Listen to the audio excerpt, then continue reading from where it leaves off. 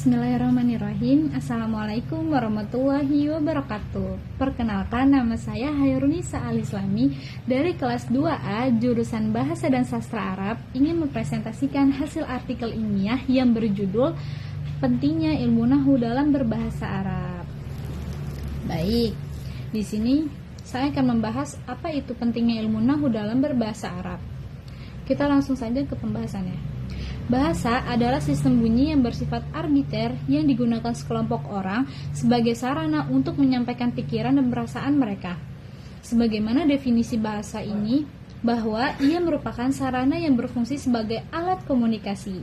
Sementara itu, bahasa Arab dalam pandangan sebagian besar umat Islam memiliki dua fungsi. Apa saja itu? Yang pertama,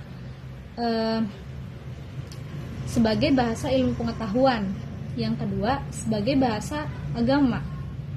Jika dikatakan sebagai bahasa Arab bahwasannya bahasa agama Islam, maka konsekuensinya adalah untuk memahami ilmu-ilmu dalam agama Islam dipersyaratkan untuk bisa menguasai bahasa Arab. Sebab sumber-sumber ilmu agama Islam ditulis dalam menggunakan bahasa Arab. Sehingga agama Islam dan bahasa Arab tidak dapat dipisahkan seperti mata uang yang tidak dapat dipisahkan. Sementara itu, jika bahasa Arab dikatakan sebagai bahasa asing, maka konsekuensinya adalah bahasa Arab diposisikan sebagai alat komunikasi sebagai prasyarat untuk memahami ilmu-ilmu dalam agama Islam.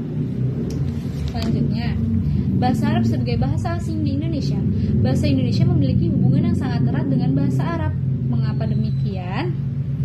Karena sebagian besar bahasa Indonesia itu menyerapi sebagian dari kata bahasa Arab, seperti kata abad, abadi, berkah, derajat, qasidah, kursi, sejarah, amanat, dan kalimat, dan sebagainya.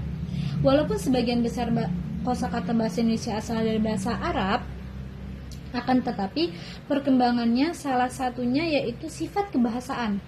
Maka baik kosakata maupun ungkapan akan selalu mengikuti perkembangan ilmu pengetahuan juga teknologi. Maka dari itu, kosakata dan ungkapan akan memiliki penyesuaian yang baik, itu dari segi pelafalan maupun formulasi huruf dari bahasa asalnya, atau mengalami adanya perluasan arti makna dan juga adanya penyempitan makna dan lain-lain. Selanjutnya, di sini ilmu nahwu memiliki peran penting dalam berbahasa Arab. Apa saja itu? Saat kita mempelajari bahasa Arab, kita tidak terlepas dari ilmu nahwu maupun shorof. Mengapa demikian? Karena dalam ilmu nahwu maupun shorof, kita mempelajari perubahan kata maupun kalimat dari satu bentuk ke bentuk lainnya. Misalnya, dari kata kerja berubah menjadi suatu kata benda, sedangkan ilmu nahwu itu sendiri mempelajari kedudukan kata dalam suatu kalimat. Apakah ia berdiri sebagai subjek, predikat, atau objek sesuai dengan tanda harokat atau sering disebut dengan i'rab pada akhir kata tersebut. Di dalam bahasa Arab itu sendiri, kebanyakan orang Arab berbicara dengan bahasanya yang berisi beberapa kalimat, dan setiap kalimat terdiri dari beberapa kata. Apabila kata tersebut diklasifikasikan, maka akan kembali kepada salah satu kategori sebagai kata berikut. Yang pertama, ismun adalah makna yang maknanya tidak berkaitan dengan salah satu waktu, baik itu lampau, sekarang, maupun yang akan datang. Seperti kata Muhammadun. Muhammad yang sifatnya tidak terkait dengan waktu, dan kata ini memiliki makna sendirinya. Yang kedua, yaitu fi'lun. Fi'lun adalah kata yang bersifat terikat dengan waktu, baik itu lampau, sekarang, dan yang akan datang. Seperti kata nasoro yang artinya dia telah menolong. Kemudian yang suruh, dia sedang menolong, dan kata unsur, tolonglah dia, atau dalam konteks waktu nanti. Yang ketiga, harfun adalah kata yang tidak memiliki makna dan berfaedah kecuali setelah bergandeng dengan kata lain, yaitu ismun, seperti huruf jar. Tidak dapat memiliki makna apabila ia berdiri sendiri. Ilmu nahwu dalam keilmuan Islam. Philip Kahiti mengatakan bahwasannya bahasa Arab pada zamannya menjadi tempat pengetahuan baru setelah bahasa Yunani dan lainnya yang pernah mendirikan peradaban besar. Hal ini akibat dari dampak migrasi pengetahuan yang cukup masif memberikan hal yang positif kepada pemerintah dalam memajukan ilmu. Berikut merupakan manfaat untuk mempelajari ilmu nahwu, yaitu yang pertama, sebagai alat untuk memahami Al-Quran. Sebagai seorang muslim, kita tentu sangat dianjurkan untuk mengamalkan setiap isi dalam Al-Quran. Maka, bagaimana mungkin kita dapat mengamalkannya apabila kita tidak mengerti arti dari Al-Quran itu sendiri? Karena itulah kita juga sangat dianjurkan untuk mempelajari ilmu nahwu. Yang kedua, sebagai modal dasar dalam memahami syariat Islam. Sudah kita ketahui bahwasannya semua buku yang membahas tentang ilmu tentang syariat Islam bertuliskan bahasa Arab. Adapun kelebihan yang kita dapatkan apabila kita mempelajari ilmu nahwu, yaitu yang pertama, membebaskan diri kita dari kesalahan dan ketidakfasihan atau ketidaklancaran dalam berbahasa. Yang kedua, mempermudah kita untuk membaca serta memahami Arab gundul yang dominannya pada kitab kuning. Yang ketiga, mengurangi kesalahan dalam segi susunan kalimat Arab. Yang keempat, mempermudah kita untuk mengambil referensi dari kitab gundul. Yang kelima, mengurangi kesalahan dalam segi susunan kalimat berbahasa Arab. Yang terakhir, menjaga keaslian sumber ajaran agama Islam. Adapun perkataan Syekh Yahya Imam Al-Imriti dalam nazmnya yang berbunyi, wa nahu ula awalan ayyu alama idza kalama dunahu lan yufhama, yang artinya ilmu nahwu merupakan ilmu yang wajib pertama kali untuk dipelajari, karena tanpa adanya ilmu nahwu kita tidak bisa memahami kalimat Arabi.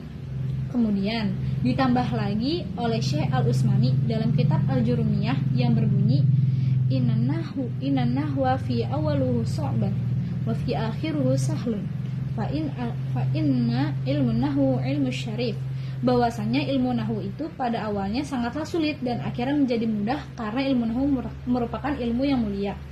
Metode pembelajaran ilmu nahwu dibagi menjadi 3, yaitu metode induksi, metode contoh, dan metode taks usul. Dalam ilmu nahwu terdapat beberapa tingkatan. Yang pertama, kitab awamil. Yang kedua, jurumiyah. Yang ketiga, imriti. Yang keempat, tasrif. Yang terakhir adalah alfiyah. Pada zaman dahulu, bahasa Arab belum ada yang namanya harokat atau dobet. Masyarakat Arab menggunakan dialek sehari-hari yang menjadi kebiasaannya saat mengucapkannya. Bayangkan betapa sulitnya membaca Al-Quran dengan Arab gundul tanpa harokat. Maka dari itu, Abu Aswad Ad-Du'ali menjadi sosok yang berperan penting dalam bagi umat muslim. Dialah yang menemukan kaidah tata bahasa Arab atau ilmu nahwu sebagai salah satunya kaidah pemberian harokat pada tulisan Arab. Kemudian, tips-tips untuk mempelajari ilmu nahwu. Yang pertama, meluruskan niat. Kemudian, belajar kepada guru. Selanjutnya, belajar step by step. Tujuan mempelajari ilmu nahwu itu menjaga menghindarkan lisan kita dan lidah kita dari kesalahan membaca bahasa Arab supaya tidak salah arti. Yang kedua, membiasakan para pelajar bahasa Arab untuk melakukan pengamatan. Dan yang terakhir, membantu para pelajar untuk memahami ungkapan pembicaraan dalam bahasa Arab. Adapun perbedaan antara shorof dan nahwu, yakni sebagai berikut. Ilmu nahwu mempelajari Adapun perbedaan antara shorof dan nahwu yakni sebagai berikut. Ilmu nahwu mempelajari perubahan harokat huruf pada akhir kalimat, dan adapun yang mabni atau tidak berubah harokat. Yang kedua, ilmu shorof yaitu mempelajari perubahan harokat serta bentuk suatu kalimat, misalnya dari kata fi'il madi berubah menjadi fi'il mudhari'. Baik, kita langsung kesimpulannya saja. Ilmu nahwu merupakan salah satu dari materi ilmu lughah. Nahwu sendiri dapat dipelajari dan memiliki 2 tujuan, yakni sebagai syarat untuk mendalami ilmu lain yang bereferensi, utama bertuliskan bahasa Arab seperti tafsir, ulumul Quran, ilmu hadis, dan lain sebagainya. Berikut merupakan tambahan dari manfaat untuk mempelajari ilmu nahwu sebagai berikut. Sebagai alat untuk memahami Al-Quran. Yang kedua, sebagai modal dasar dalam memahami syariat Islam. Baik, cukup sekian dari saya. Mohon maaf apabila ada kekurangan. Wassalamualaikum warahmatullahi wabarakatuh.